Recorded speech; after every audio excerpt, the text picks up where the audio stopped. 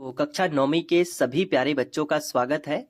और आज हम एक ही वीडियो के अंदर ये जो प्रश्नावली 1.4 है इसको पूरा खत्म करेंगे। ठीक है, बिल्कुल भी टेंशन नहीं लेना है, बिल्कुल आसान प्रश्नावली है। एक एक प्रश्न आप अच्छे से समझते जाइएगा, बिल्कुल पेपर पेन पे आपको क्लियर समझ में आएगा और फिर आप एग्जाम में अच्छे से लिख पाओगे। आपको नोट्स भी यहीं पे स्क्रीनशॉट लेने के लिए बोला जाएगा, तो आप वो भी नोट कर लेना, कोई दिक्कत वाली बात नहीं है। ठीक है, चलो पहला क्वेश्चन क्या बोल रहा है हमसे। सबसे पहले तो हम इस पहले क्वेश्चन को अच्छे से पढ़ते हैं। ठीक है, बताइए नीचे दी गई संख्याओं में कौन कौन परिमेय है। यानी हमें बताना है कि कौन कौन सी संख्याएं परिमेय है और कौन कौन सी अपरिमेय है। यानी परिमेय और अपरिमेय बताना है। अब ये हमें 5 सवाल दिए गए हैं, इनमें परिमेय अपरिमेय बताना है। तो देखो, इस सवाल को हल करने से पहले छोटा सा बेसिक जान लो। देखो, आपको परिमेय संख्या और अपरिमेय संख्या के बारे में थोड़ा सा पता होना चाहिए। परिमेय संख्या और कौन सी अपरिमेय संख्या, इनके बारे में थोड़ा सा पता होना चाहिए। देखो, परिमेय संख्या की बात करें तो ऐसी संख्या जो बटे के रूप में हो, जैसे कि 2/3।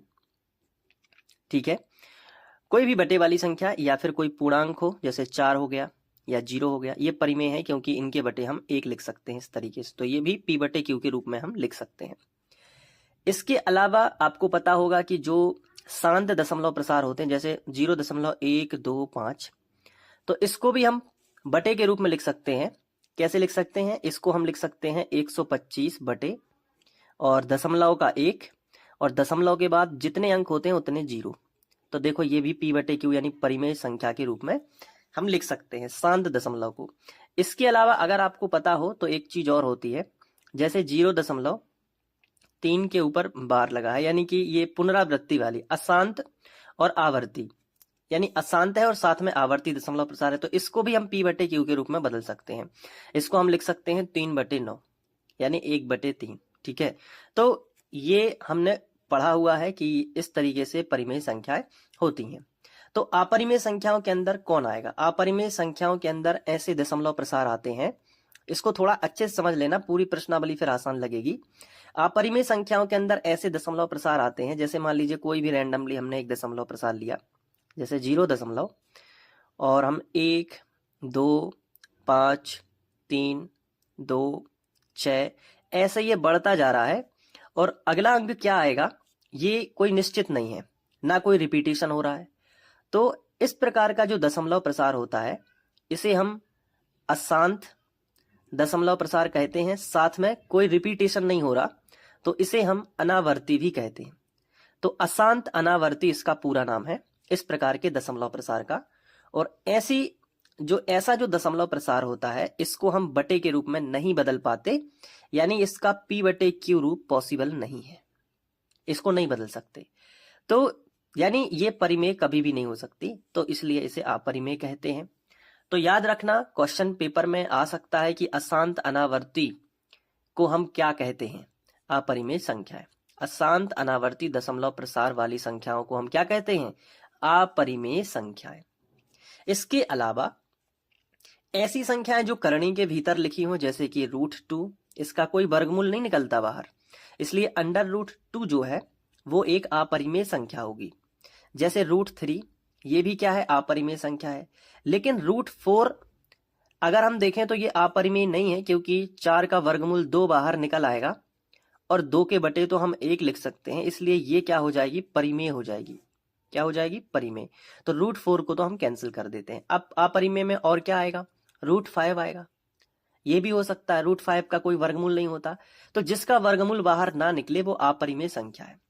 अब ये तो आपको पता चल गया। अब इसके अलावा एक बात और समझ लो, फिर ये क्वेश्चन आसानी से कर लोगे, कि कोई भी दुनिया की अपरिमेय संख्या है, कोई भी दुनिया की क्या है? अपरिमेय संख्या है। आप इसमें कोई भी संख्या चाहे जोड़ दो चाहे घटा दो, कोई भी संख्या, मैं 2 ले रहा हूं, कोई भी संख्या, तो जो आंसर आएगा वो अपरिमेय ही रहेगा। चाहे जोड़ दो और चाहे घटा दो, उसका आंसर क्या रहेगा? अपरिमेय ही रहेगा। उसी तरीके से दुनिया की कोई भी अपरिमेय संख्या आपके सामने हो, मैं अभी एग्जाम्पल से बता दूंगा आपको, दुनिया की कोई भी अपरिमेय संख्या आपके सामने हो, उसमें चाहे आप किसी संख्या का गुणा कर दो या किसी संख्या का भाग कर दो, उत्तर हमेशा अपरिमेय ही रहेगा, कभी परिमेय नहीं हो सकता।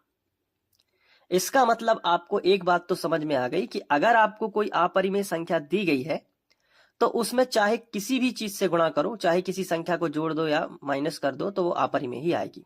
ठीक है, अब हमें इस चीज का बस ध्यान रखना है कि दो अपरिमेय संख्या जैसे √2 है और √2 का √2 में गुणा करेंगे तो कुछ ऐसे केस होते हैं जहां पे ये बाहर निकल रहा है, जैसे 2 और 2, √2 का √2 में जब गुणा करते हैं तो √4 हो जाएगा या इससे 2 बाहर आ जाएगा। तो कुछ ऐसे केस होते हैं जहां पे बस ध्यान रखना है कि ऐसा तो नहीं कि सेम अपरिमेय संख्या गुणा कर दी है तो 2 बाहर आ रहे तो फिर वो परिमेय बन जाती है। तो ये थोड़ा सा बस ध्यान रखना है, बाकी तो ये जो मैंने बताया है वो आपको क्वेश्चन से भी हल हो जाएगा। जैसे एग्जाम्पल के तौर पे मैं यहाँ पे एक अपरिमेय संख्या ले लेता हूं, जैसे √2 मैंने ले लिया। अब √2 में आप चाहे 2 जोड़ दो तो भी वो अपरिमेय ही रहेगी, क्योंकि √2 अपरिमेय थी। अब √2 + 2 भी क्या कहलाएगी? अपरिमेय संख्या कहलाएगी। बोलो क्लियर हुआ? अब इसके अलावा √2 में अगर आप 2 का गुणा भी कर दो ना तो भी वो क्या कहलाएगी? अपरिमेय संख्या ही कहलाएगी।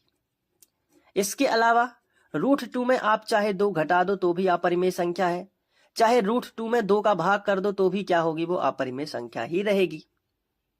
समझ पा रहे इस बात को?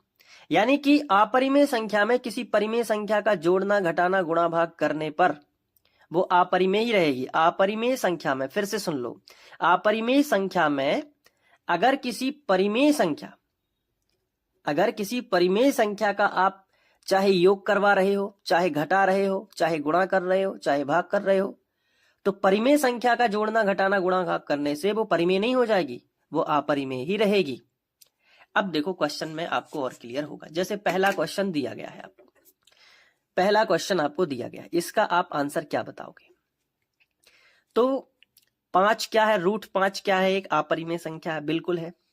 और 2 क्या है? एक परिमेय संख्या है। अब इस बात को समझने के लिए यहाँ पे कई सारे, ढेर सारे ऑप्शन, यानी कि आपको विकल्पों में MCQs टाइप क्वेश्चन भी आ सकते हैं। तो आपको बेसिक पता है जो मैं बता रहा हूं तो कभी दिक्कत नहीं होगी। देखो मैं क्या बता रहा हूं कि ये क्या है? आप बोलोगे सर ये अपरिमेय संख्या। ये क्या है? √5 क्या है?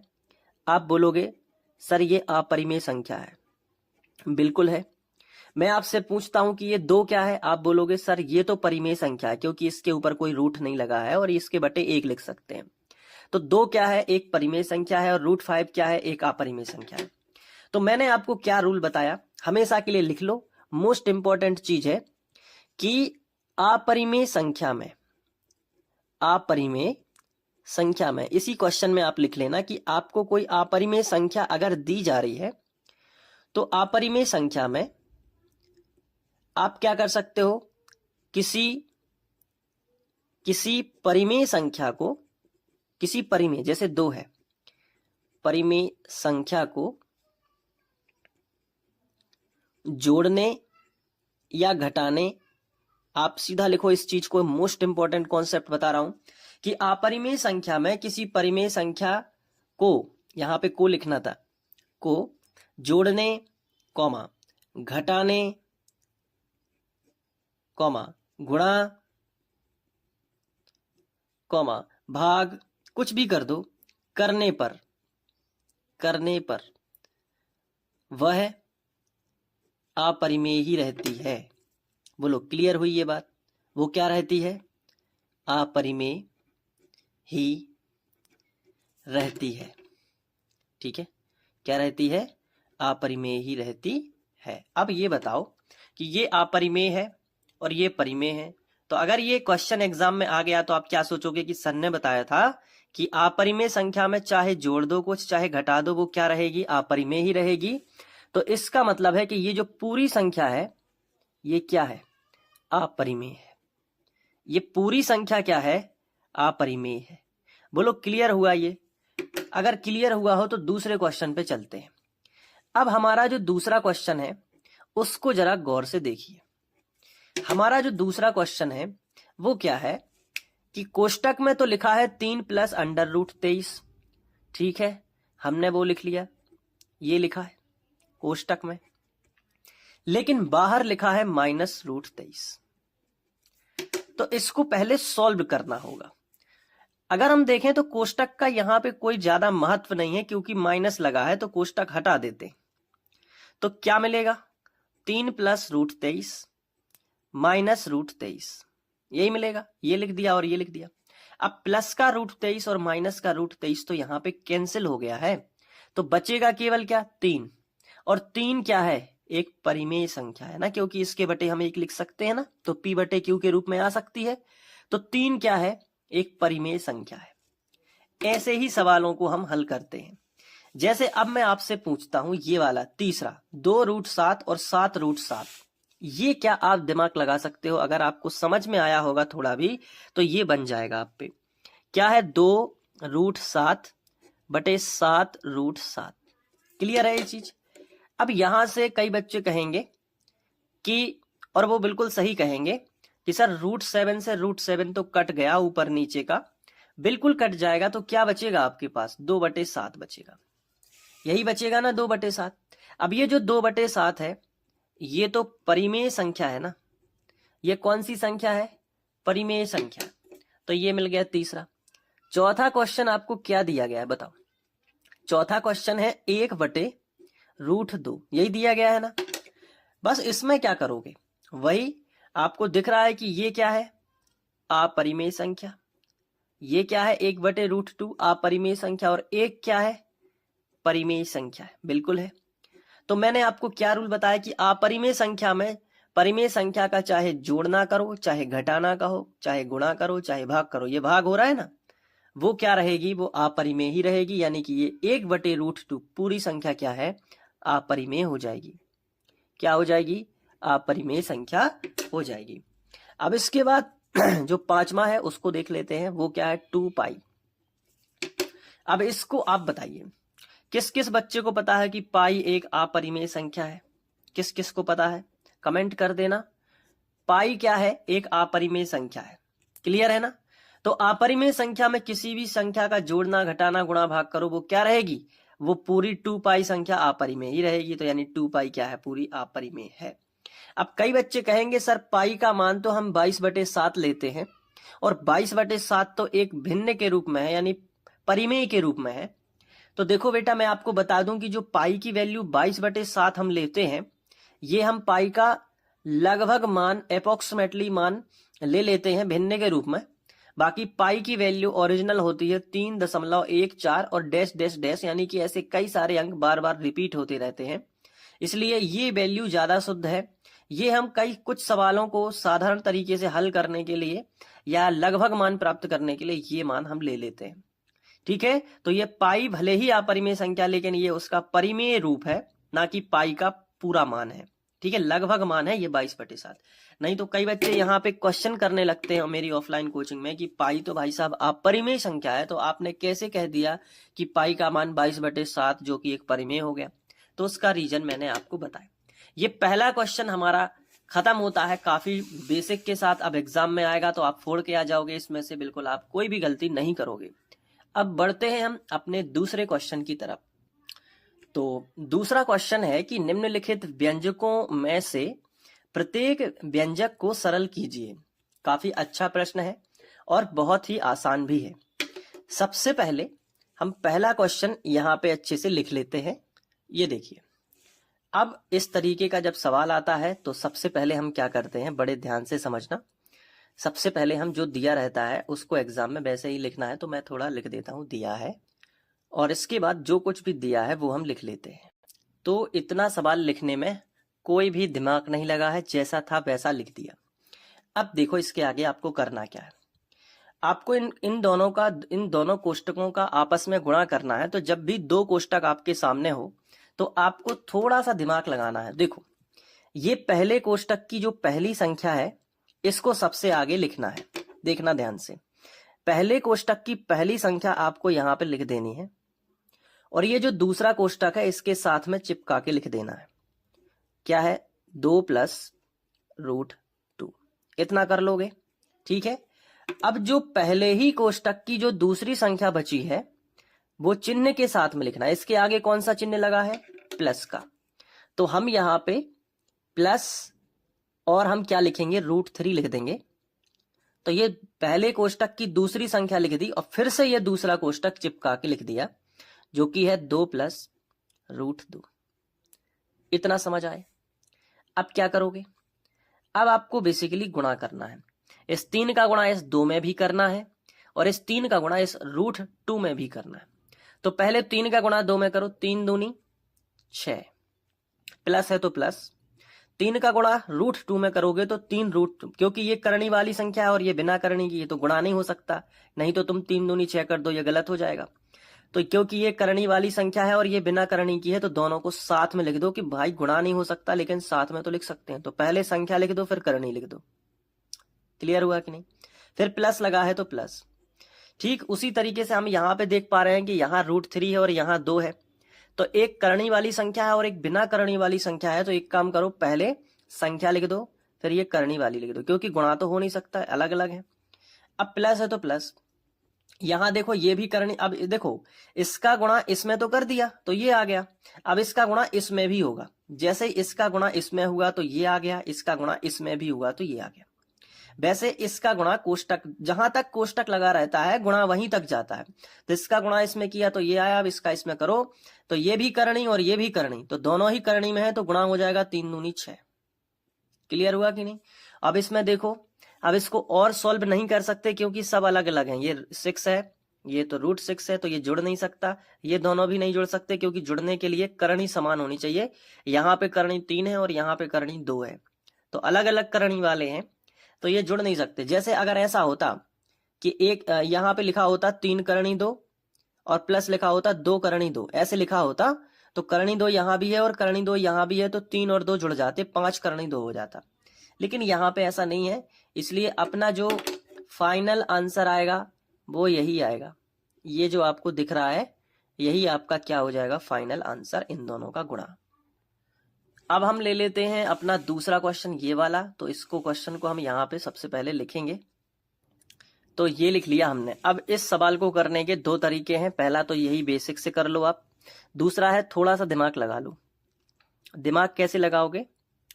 आपको पहले तो ये दोनों कोष्टक लिख लिए, जो भी हमें सवाल में दिया रहता है उसको हम सबसे पहले लिख लेते हैं। ये हमने लिख लिया और ये भी लिख लिया। अगर आप सवाल को ध्यान से पकड़ पा रहे हो तो यहाँ पे 3 प्लस करनी 3 है और यहाँ पे 3 माइनस करनी 3 है, बाकी सब कुछ सेम है, चिन्ह बस बदले हैं।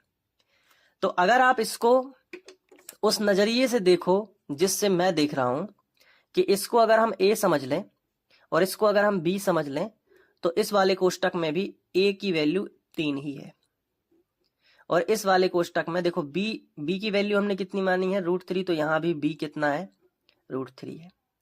तो आप सिंपली ये देख रहे हो कि यहाँ a + b है और यहाँ a - b है, और जब भी एक कोष्टक में a + b हो और एक कोष्टक में a - b हो, तो इसके लिए जो फॉर्मूला होता है वो होता है a² - b²। यानी एक सर्वसमीका होती है कि a + b और a - b हो तो हम उसको a² - b² लिख सकते हैं। और जिन बच्चों को नहीं याद है वो याद कर लेंगे।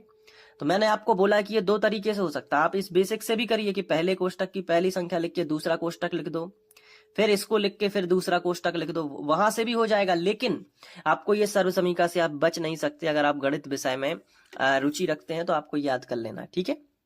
चलो देखो, तो जब आपको a + b और a - b के रूप में दिया हो तो आप उसको a² और b² लिख सकते हो। चलो बताओ, a का मान कितना है, 3, तो 3 का स्क्वायर हम लिख सकते हैं, माइनस b का मान कितना है, √3, तो हम इसको √3 का स्क्वायर भी लिख सकते हैं।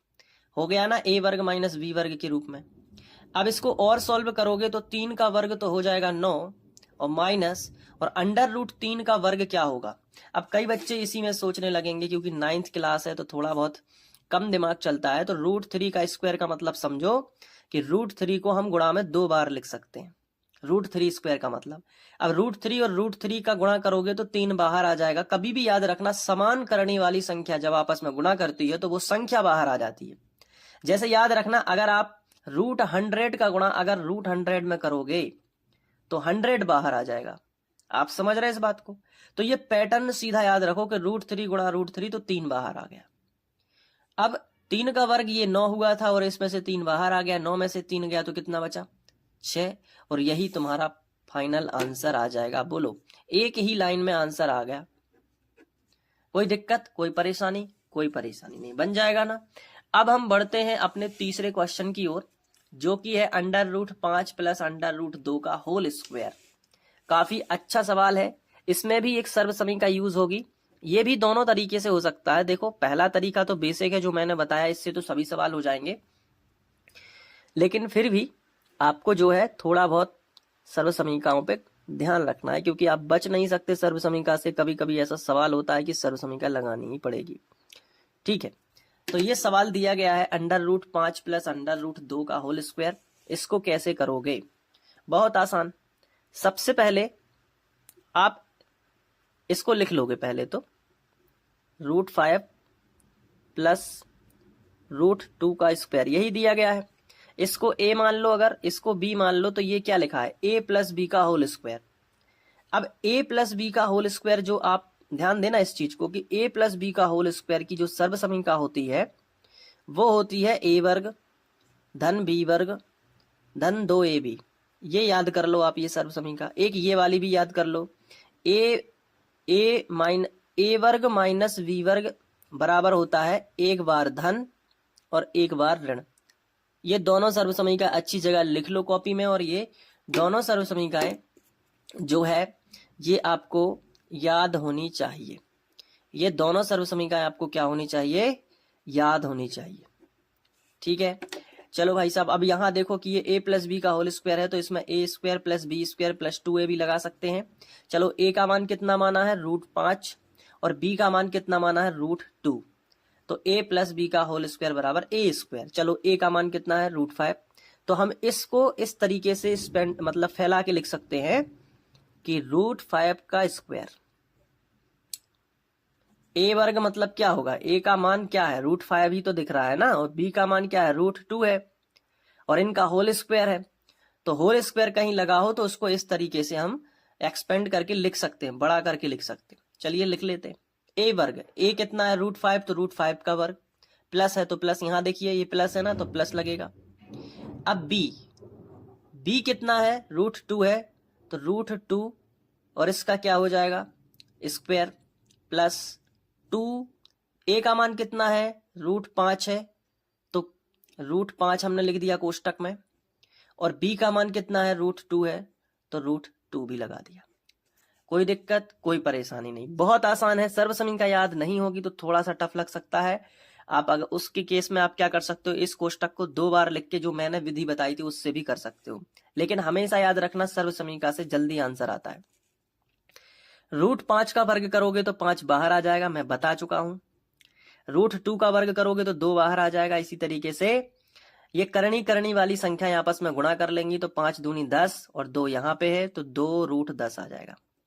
अब 5 और 2 को जोड़ोगे तो कितना आ जाएगा? क्योंकि ये भी संख्या है और ये भी संख्या है, तो ये आपस में जुड़ सकती है। तो 5 और 2 कितना हो जाएगा? 7 प्लस 2√10, और यही आपका फाइनल आंसर होने वाला है। यही आपका आंसर होगा, आप बुक से मिला सकते हो। अब आगे बढ़ते हैं और हम अपना चौथा क्वेश्चन भी कर लेते हैं। तो ये रहा अपना चौथा क्वेश्चन। इसमें भी अगर आप गौर से देखो, सबसे पहले तो मैं लिख लेता हूं जो दिया गया है, √5 माइनस √2, यहाँ पे √5 प्लस √2। अब अगर आप पहचान पा रहे हो तो मैंने आपको क्या बताया था कि ये देखो, ये वाली वैल्यू और ये वाली वैल्यू सेम यहाँ लिखी है, सिर्फ प्लस माइनस का अंतर है। तो इसको हम a मान लेते हैं और इसको b मान लेते हैं, तो ये भी a ही है और ये क्या है? b है। तो एक्चुअली में ये क्या लिखा है? a माइनस b लिखा है और ये a प्लस b लिखा है, तो इसको हम क्या लिख सकते हैं? a square minus b square लिख सकते हैं, बिल्कुल लिख सकते हैं। और ये सर्वसमीका आपने याद भी करना है। तो a स्क्वायर मतलब a की वैल्यू कितनी है? √5, तो √5 लिख दो, सिंपल सा है, और इसका क्या कर दो? स्क्वायर कर दो। माइनस b की वैल्यू कितनी है? √2, तो √2 का भी क्या कर दो? स्क्वायर कर दो। अब इसको आगे सॉल्व करोगे तो √5 का स्क्वायर तो 5 बाहर आ जाएगा, √2 का स्क्वायर तो 2 बाहर आ जाएगा, 5 में से 2 घटाएंगे क्योंकि माइनस लगा है, तो 3, और यही हमारा फाइनल आंसर हो जाएगा। आई होप आपको ये वाला क्वेश्चन दूसरा समझ में आ गया होगा। अब हम बढ़ते हैं अपने तीसरे क्वेश्चन की तरफ। तो अपना जो तीसरा क्वेश्चन है ये बेसिकली एक कॉन्सेप्ट बेस्ड क्वेश्चन है, लॉजिकल है। तो इन्होंने पूछा है कि आपको याद होगा कि पाई को एक वृत्त की परिधि मान लीजिए सी है, वृत्त की परिधि सी है और उसके व्यास जो कि डी है के अनुपात में परिभाषित किया गया है। देखो कई बच्चों को तो ये भी पता नहीं होगा कि पाई का मतलब क्या है, तो मैं थोड़ा सा उनको समझाना चाहूंगा, फिर हम आगे क्वेश्चन को पढ़ेंगे तो ये क्वेश्चन आपको डीप तक समझ में आ जाएगा। सबसे पहले आप वृत्त के बारे में तो जानते होंगे, ये वृत्त है, कोशिश करता हूं कि ये गोल ही बन जाए, ठीक है, फिर भी काम चला लीजिएगा। मान लीजिए कि ये वृत्त है, वृत्त का आपको पता है कि केंद्र होता है और वृत्त के केंद्र से परिधि तक की दूरी ये त्रिज्या होती है, और त्रिज्या का अगर हम डबल कर दें तो ये देखिए, ये त्रिज्या का हमने डबल कर दिया तो ये व्यास कहलाता है, और ये जो गोल चक्कर बनी हुई है परिधि है। परिधि एक प्रकार की लंबाई होती है, ये लंबाई है। अगर हम यहाँ से कट करके इस तार को फैलाए तो ये सीधा तार बन सकता है, ये सीधा धागा बन सकता है। तो परिधि क्या है, जैसे इसी तार, मान लीजिए कि एक तार है तो इसको वृत्ताकार फॉर्म में मोड़ दो तो ये परिधि बन जाएगी। आप फील समझ पा रहे हो ना परिधि की। तो अब जो पाई होता है, जो पाई है, आर्यभट्ट ने पाई के बारे में बताया था कि जो पाई है वो बेसिकली क्या है कि परिधि और व्यास का अनुपात होता है। परिधि और व्यास का अनुपात होता है, यानी किसी भी वृत्त की परिधि और उसके व्यास का अगर हम भाग करें तो एक निश्चित वैल्यू आती है जिसे हम पाई कहते हैं, और इसका मान 3.14 के लगभग हम मानते हैं। हालांकि ये बदलता रहता है, यानी पाई एक अपरिमेय संख्या है, लेकिन हम 3 दशमलव के बाद 2 अंक तक सत्य मानते हुए 3.14 लेके सवालों को हल करते हैं, या कई सवालों में हम इसे 22/7 भी मान लेते हैं, जो भी ये 22/7 भी पाई की वैल्यू मानी जाती है।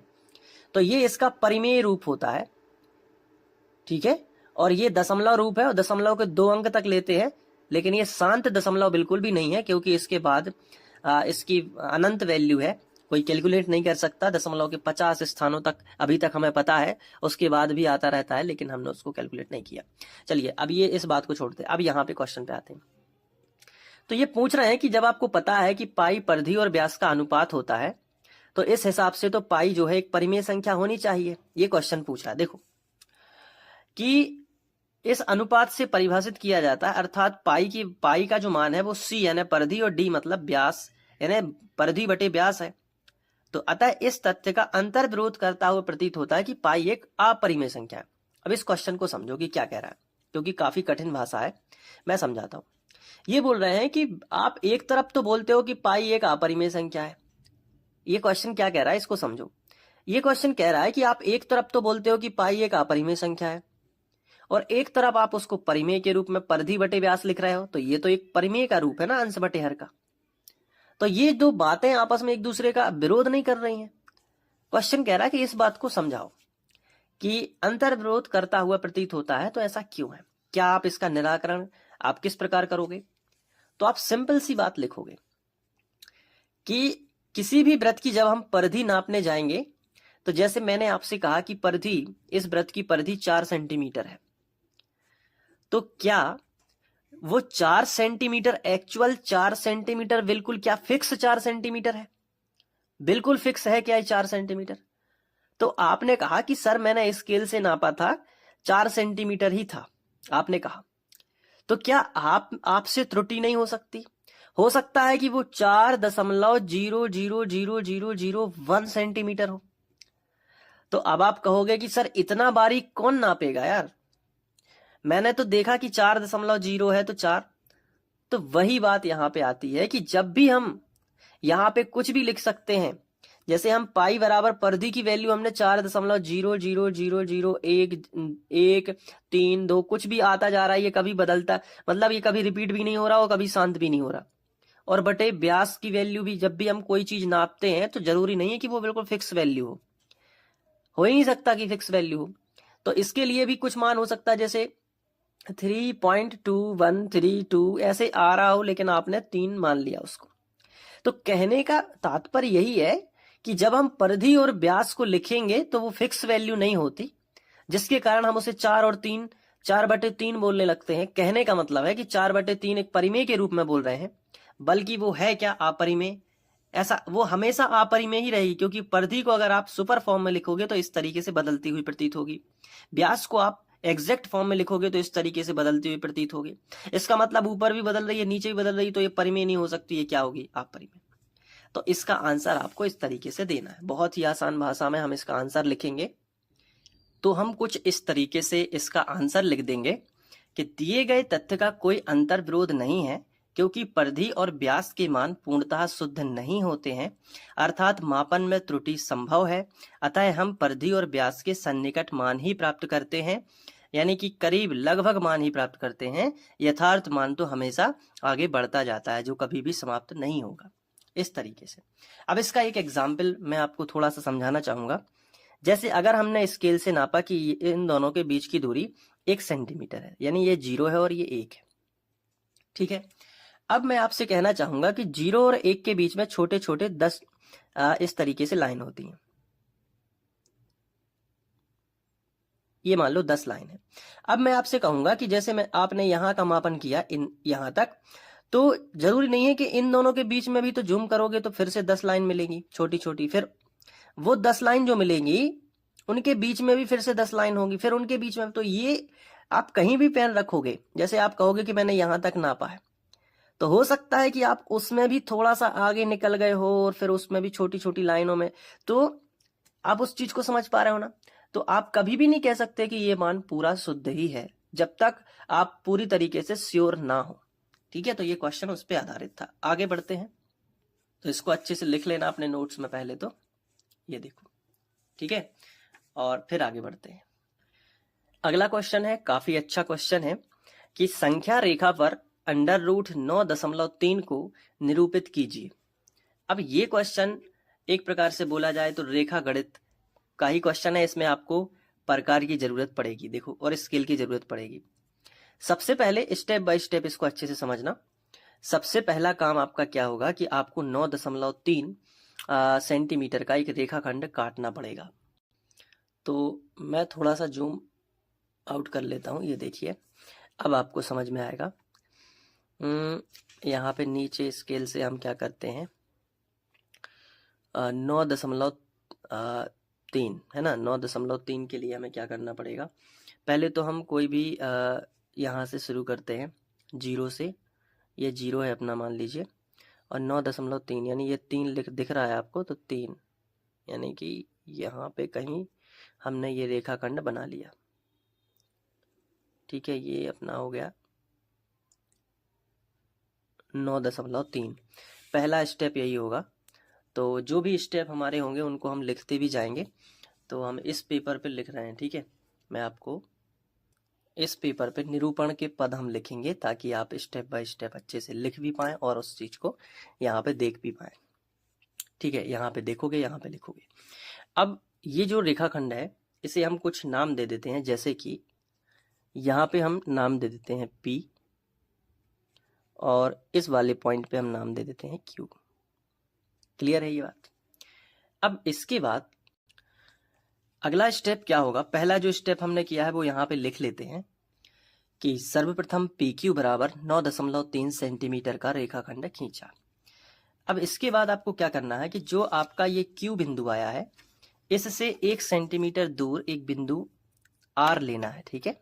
ये पूरा प्रोसेस आपको याद रखना है, ताकि एग्जाम में किसी भी तरीके की कोई परेशानी ना हो। तो ये देखो, यहां से हम 0 और 1, तो 1 सेंटीमीटर दूर हम ले लेते हैं एक बिंदु और इस बिंदु को हम कुछ नाम दे देते हैं, जैसे कि R। ये R नाम हमने दे दिया। इतना समझ पा रहे हो। अब ये जो चीज हमने की है वो यहाँ पे लिख लेते हैं। ये देखो, बिंदु Q से 1 सेंटीमीटर दूर बिंदु R लिया। अब आप चित्र में देख भी सकते हो कि कहाँ पे लिया है। ये देखो, तो यहाँ पे कितना है, 1 सेंटीमीटर है, तो हमने यहाँ पे लिख दिया कि ये 1 सेंटीमीटर है। अब हम क्या करेंगे, बड़े ध्यान से समझना।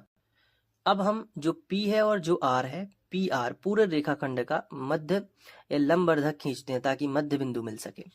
तो लंबवर्धक खींचने के लिए सबसे महत्वपूर्ण होता है प्रकार चाहिए होगा। तो ये रहा अपना प्रकार। अब इसमें हम क्या करेंगे, लंबवर्धक खींचने का जो प्रोसेस है वो आपको पता ही होगा, नहीं पता होगा तो कोई बात नहीं, मैं बता दूंगा।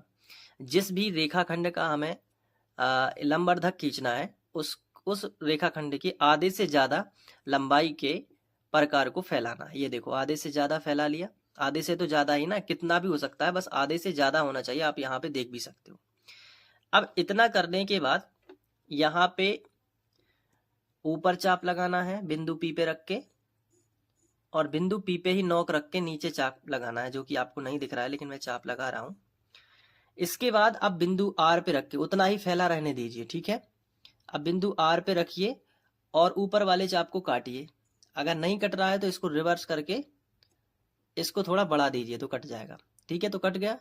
और ठीक उसी तरीके से आर पे ही रख के उतना ही फैला रहेगा प्रकार, और आर पे ही रख के हम नीचे वाले चाप को काटेंगे। ये देखो ये कट रहा है, मैं आपको एक बार दिखा देता हूँ। ये देखो ये कट गया।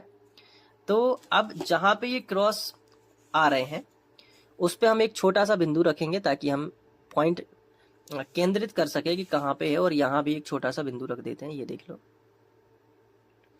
इसके बाद हम स्केल की सहायता से दोनों बिंदुओं को मिला देंगे। तो ये देखिए स्केल की सहायता से हम दोनों बिंदुओं को मिलाएंगे। कैसे? डैश डैश वाली लाइन से, ध्यान रखना क्योंकि ये काल्पनिक लाइन है। तो इस तरीके से हमने क्या किया, मिला दिया। अब जहां पे ये कट रहा है यहाँ पे हम जो है संख्या रेखा का 0 मानेंगे, और इस तरफ 1 2 3 और इस तरफ -1 -2 -3। तो अभी तक जो भी किया है, पहले तो हम इनको PQ नाम दे देते हैं। PQ तो ऑलरेडी है तो इसको हम क्या नाम दे दें, XY नाम दे देते हैं इस लंबरदक को, ठीक है। X और नीचे Y। अब यहाँ पे हम लिखेंगे भी वही चीज, PQ रेखाखंड का लंबरदक XY खींचा। तो आपको दिख भी रहा है ये XY। अब हमने खींचने के बाद अब हम देख रहे हैं यहाँ पे कि हम जो है यहाँ पे नंबर दे सकते हैं, और अगर नंबर अभी नहीं देना है तो हम एक काम कर सकते हैं। अब हम क्या करेंगे कि इसको केंद्र मानकर और OP त्रिज्या लेकर, ये देखो OP त्रिज्या मतलब OP के बराबर प्रकार को फैलाकर एक अर्धवृत्त बनाएंगे। ये देखो ये फैला लिया हमने प्रकार। अब हम इसको घुमा देंगे ऐसा ताकि अर्धवृत्त बन जाए। ध्यान रखना इस तरफ कोई भी त्रिज्या नहीं लेना, हमें इस तरफ लेना है। या तो हम OR को ले सकते हैं या OP को, तो मैं OP को ही रख के आपको बता देता हूँ। ये देखो ये हमने OP के बराबर ले लिया, थोड़ा सा कम कर देते हैं, ओके। अब इसको घुमाते हैं ताकि एक अर्धवृत्त बन सके। थोड़ा कैमरे के कारण मैं सही तरीके से नहीं बना पा रहा हूँ, लेकिन फिर भी समझने के लिए सही रहेगा। ये देखिए ये अर्धवृत्त बन गया, ठीक है। दिख रहा है आपको अर्धवृत्त? बस इतना ही अर्धवृत्त मैंने बना लिया। अब हम क्या करेंगे, यहाँ पे लिखेंगे, ठीक है, अर्धवृत्त के बारे में। तो लिख लेते हैं कि O केंद्र मानकर तथा OP त्रिज्या लेकर, O केंद्र तथा OP त्रिज्या लेकर एक अर्धवृत्त बनाया।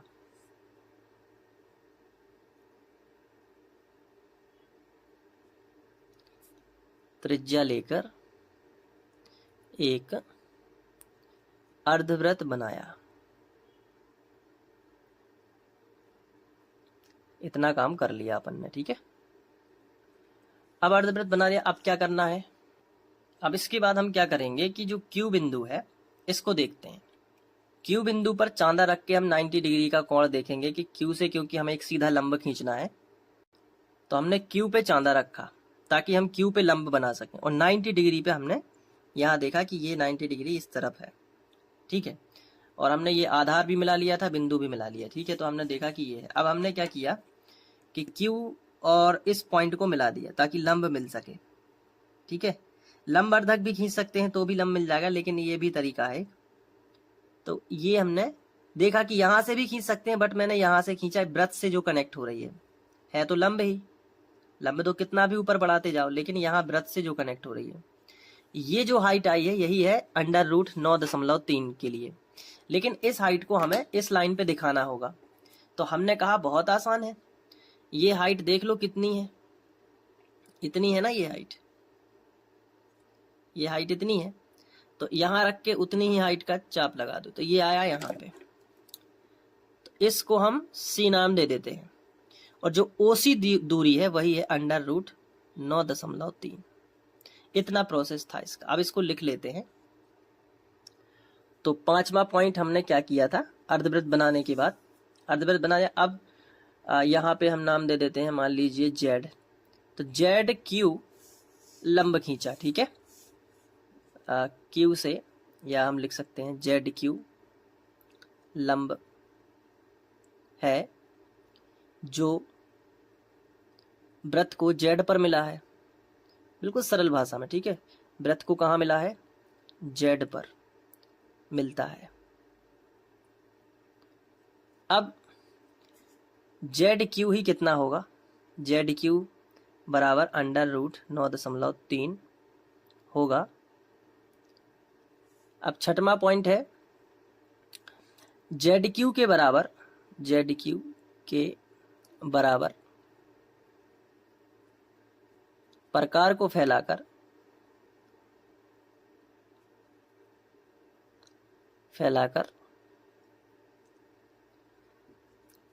ओ केंद्र मानकर, ओ केंद्र मानकर रेखाखंड, और रेखाखंड क्या था, पी क्यू पर चाप लगा दिया चाप, आता है, या जो रेखाखंड को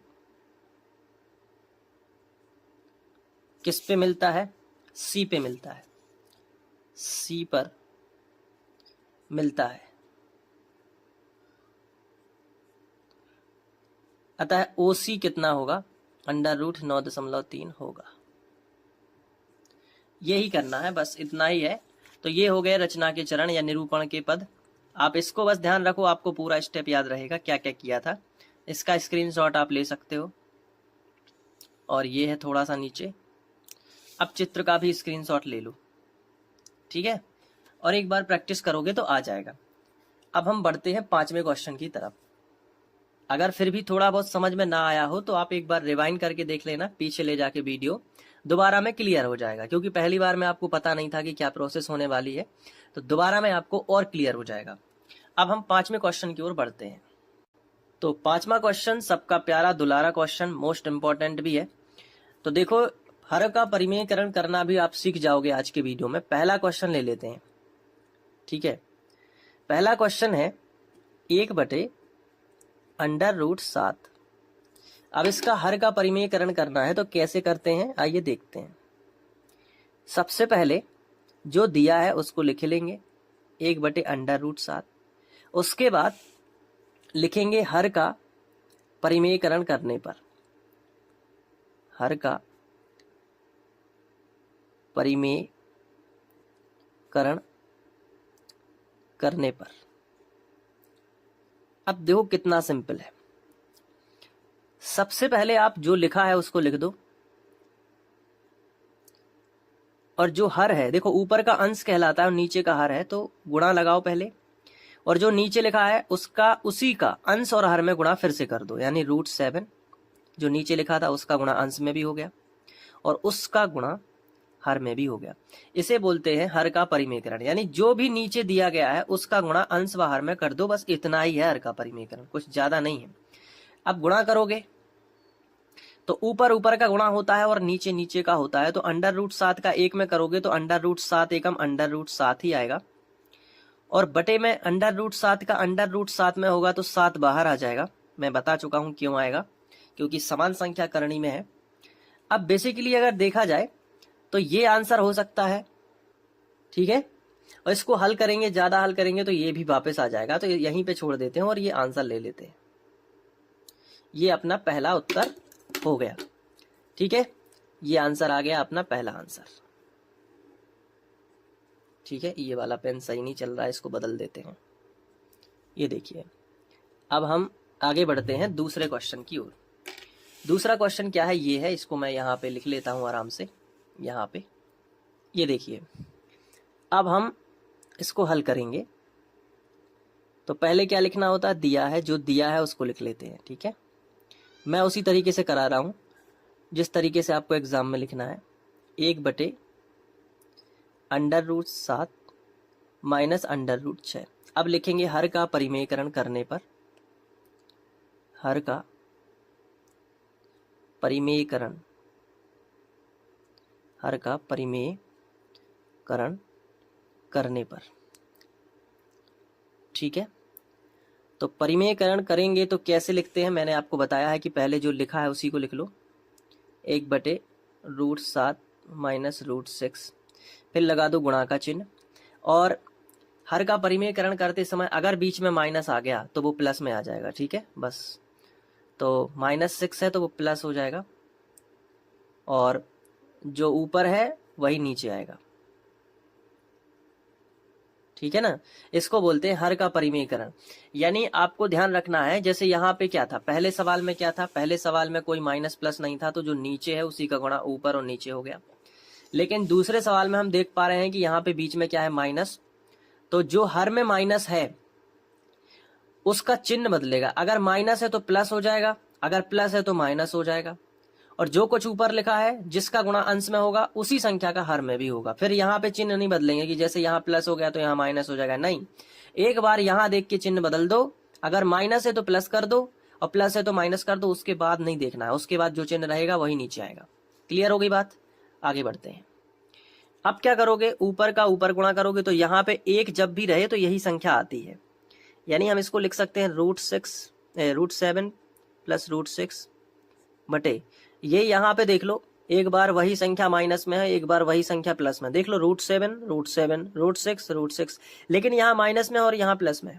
क्लियर है ना, तो फिर क्या करोगे, एक बार माइनस और एक बार प्लस। अगर इस तरीके से देखा जाए तो एक सर्वसमीका होती है कि a माइनस बी और a प्लस बी अगर आपको कहीं भी दिख जाए तो आप उसको लिख सकते हो a² माइनस b², लिख सकते हो ना।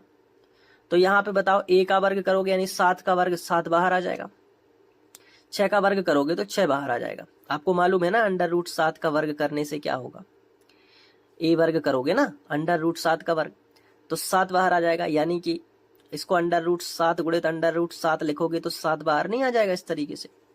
वैसे ही √6 का होगा।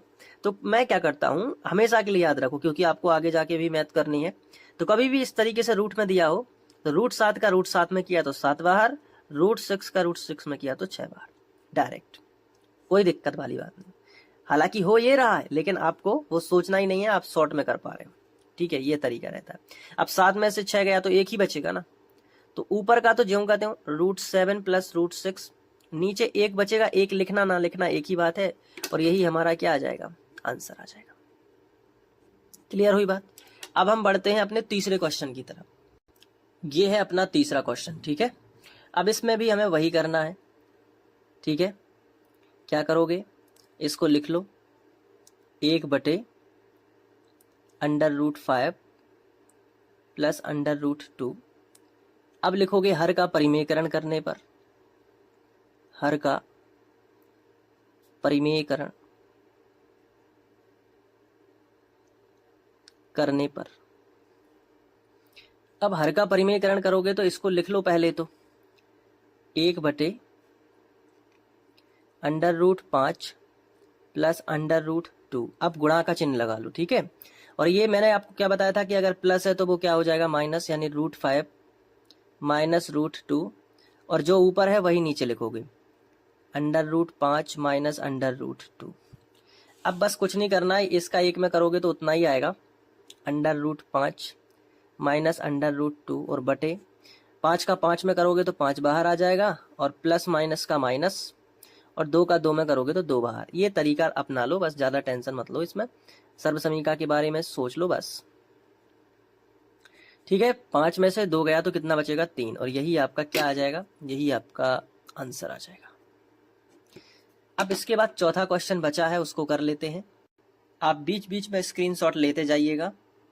ये चौथा क्वेश्चन है, ये भी बड़ा आसान है। देखो कैसे, सबसे पहले हमने ये लिखा, ठीक है, अब हर का परिमेयकरण करोगे तो गुणा लगाओगे, और ये माइनस का है तो प्लस हो जाएगा, √7 प्लस 2 बटे √7 प्लस 2, ऐसे ही करते हैं ना, जो ऊपर है वो नीचे। अब इसका एक में गुणा करोगे तो वही आएगा, √7 प्लस 2, और नीचे क्या होगा, √7 का √7 में करोगे तो 7 आ जाएगा बाहर, प्लस माइनस का माइनस, और 2 दूनी 4, तो क्या बचेगा, √7 प्लस 2 बटे 7 में से 4 गया तो कितना बचेगा, 3, और यही आपका आंसर आ जाएगा। तो ये हो गया। बेसिकली सर्वसमय का भी आप ध्यान रख सकते हो कि एक बार माइनस और एक बार प्लस, तो ए वर्ग माइनस बी वर्ग आएगा वही। ठीक है, तो 7 का वर्ग होगा तो 7 बाहर आ जाएगा, और 2 का वर्ग क्या होगा 4, अंडर रूट 7 का वर्ग है ना, तो 7 बाहर आएगा, और 2 का वर्ग कितना है 4, वही आएगा ना। तो चाहे डायरेक्ट कर दो, 7 का 7 में 7 बाहर, 2 का 2 में 2 दूनी 4, क्योंकि अंडर रूट नहीं है ना तो बाहर नहीं आएगा, सीधा गुणा हो जाएगा 2 दूनी 4, और प्लस माइनस का माइनस, अलग अलग चिन्हों का माइनस ही होता है। तो ये चीज है, और इस तरीके से ये प्रश्नावली भी हमने समाप्त की। अब बस इसका अच्छे से रिवीजन कर लेना, और कोई कमी लगी हो वीडियो में तो जरूर बताना। बाकी प्रश्नावली 1.6 जल्दी ही आएगी, 1.5, और उसका आप वेट करिएगा। बाकी सभी प्लेलिस्ट जाइए, वह सभी प्रश्नावलियां मिल जाएंगी, तो एक एक करके देख डालिए ताकि एग्जाम नजदीक आ रहा अच्छे से कर पाए।